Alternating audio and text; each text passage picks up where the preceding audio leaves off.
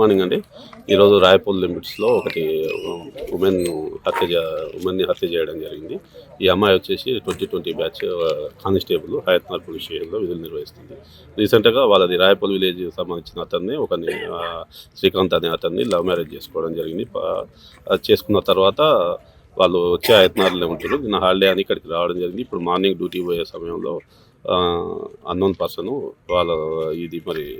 వాళ్ళ ఫ్యామిలీ రిలేటెడే అయి ఉండొచ్చు. వాళ్ళ బ్రదర్ని అనుమానిస్తున్నాము. ఫర్దర్గా వాళ్ళ బ్రదర్ని పట్టుకున్నాక దాని ఇన్వెస్టిగేషన్ మళ్ళీ కంప్లీట్ చేస్తామండి.